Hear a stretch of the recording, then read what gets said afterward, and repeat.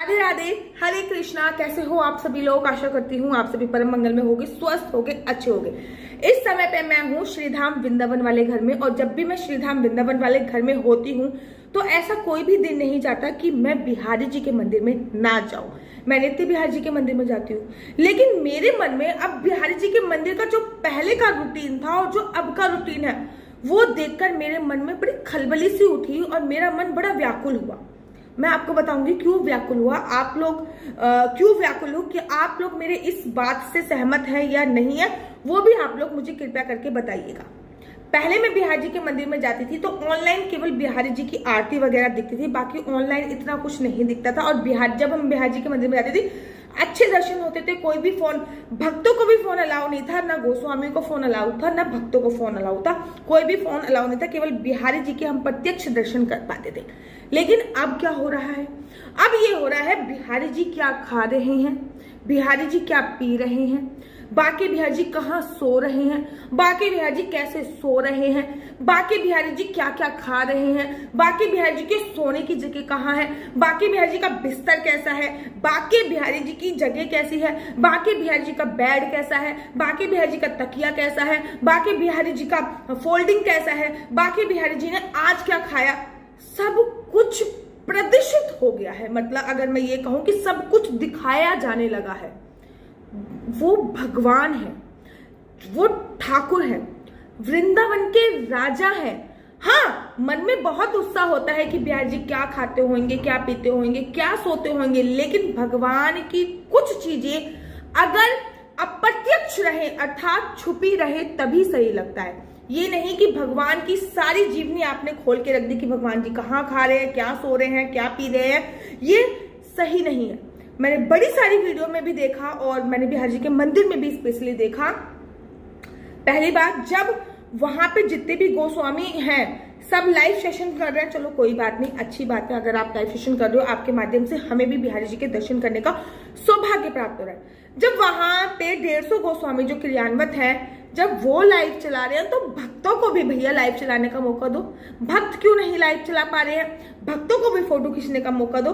भक्त क्यों नहीं फोटो खींच पा रहे हैं? चलो इस बात को भी मैं छोड़ दिया जाए। मैंने बहुत सारी वीडियो ऐसी देख ली कि जो भक्त है वो बिहारी की गर्भगृह है, जो जिसमें बिहारी जी विराजमान होते हैं, बिहारी जी के गर्भगृह में जाते हैं, पहुंचते हैं। कोई कोई बिहारी जी का जो बिहारी जी जिसमें सोते हैं वहां पे हाथ लगा रहे हैं, बिहारी जी की चद्दर पे हाथ लगा रहे हैं, बिहारी जी के सिंहासन पे हाथ लगा रहे हैं। भाई कुछ चीजें केवल और केवल गोस्वामी जी के लिए या फिर पंडित जी के लिए ही होती हैं। हर भक्त उसको स्पर्श नहीं कर सकता, क्योंकि हर किसी भक्त के भाव कैसे हैं ये ना आपको पता है, ये ना मेरे को पता है। अगर आपके हाथ में होना तो आप बिहारी जी से आलिंगन करवा दो भक्तों का।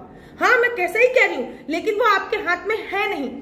कैलाश पर्वत पर बड़े सारे लोगों ने चढ़ने की कोशिश करी, लेकिन भगवान शिव ने आज तक किसी को चढ़ने नहीं दिया, जबकि कैलाश पर्वत पृथ्वी पर ही मौजूद है। और लेकिन पर कैलाश पर्वत पर भगवान शिव का राज है। इसलिए क्यों? क्योंकि भगवान की भी अपनी कुछ मर्यादाएं होती हैं और भगवान की मर्यादा मर्यादित ही रहनी चाहिए। ये नहीं कि भगवान क्या खा रहे हैं, क्या पी रहे हैं, कहाँ सो रहे हैं, आप सब कुछ दिखा दो। दिखाने के साथ साथ आप भक्तों को उनके सिंहासन से स्पर्श करा दो, उनके शयन जहाँ पे वो कर रहे हैं उस बेड से स्पर्श करा दो। कौन सा भक्त किस भाव से आ रहा है हमें नहीं पता, किस भक्त का ओरा कैसा है हमें नहीं पता। बहुत परम पूजनीय जो संत महात्मा होते हैं, जैसे कि राजेंद्र दास जी हो गए, प्रेमानंद जी हो गए, भक्त उनके चरण भी स्पर्श नहीं कर पाते हैं।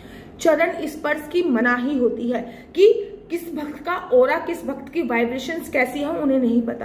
अरे वो तो साक्षात भगवान है, भगवान के सिंहासन पे आप भक्तों का हाथ लगवा रहे हो, भगवान की वो सोते हैं वहां पे भक्तों का हाथ लगवा रहे हो।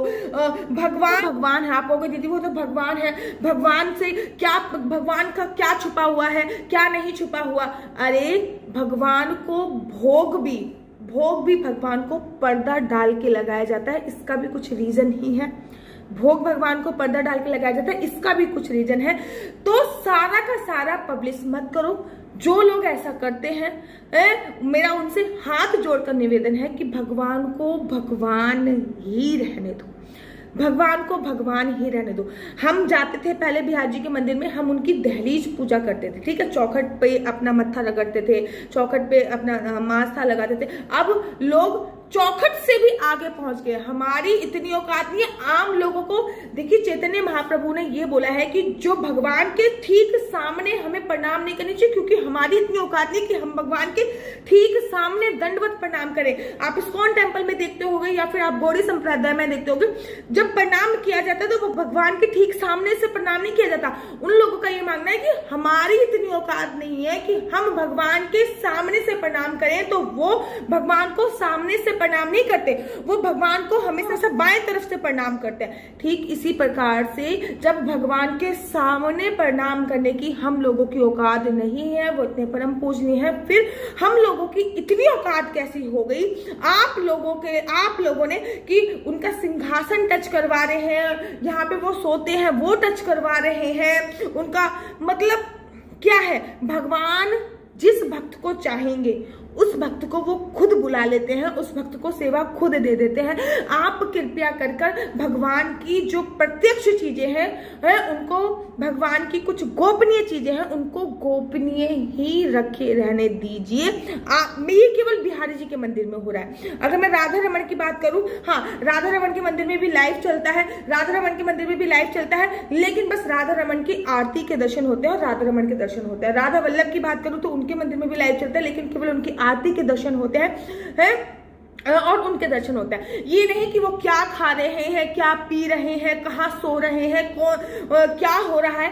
कृपया करके ऐसा मत कीजिए। अच्छा, मैं आप लोगों से एक बार और बोल देती हूँ, अगर आपको मेरी किसी भी बात का बुरा लग रहा है तो मैं क्षमा पाती हूँ। साथ ही के साथ मैं ये भी बोलना चाहूंगी कि जो ये आप कर रहे हो मेरी नजर में, केवल ये मेरा दृष्टिकोण है, मेरी नजर में उचित नहीं है।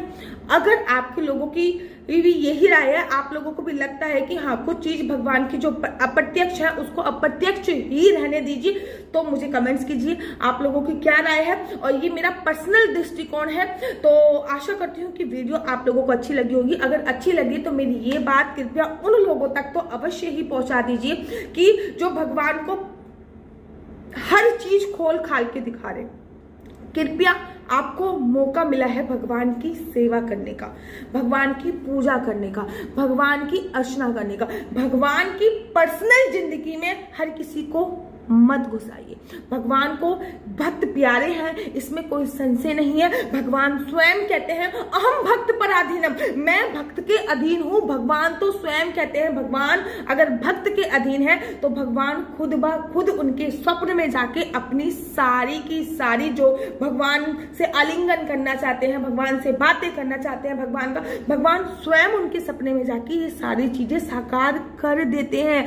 कृपया करके जो चीजें पर्सनल है उनको पर्सनल ही रहने दे। आशा करती हूँ वीडियो आपको अच्छी लगती होगी। अगर आपको मेरी वीडियो अच्छी लगती है तो आप अपना YouTube चैनल हरि बोल को लाइक शेयर सब्सक्राइब करना बिल्कुल भी मत भूलिए। तब तक के लिए मुझे दीजिए इजाजत। राधे राधे, हरे कृष्णा, हरे।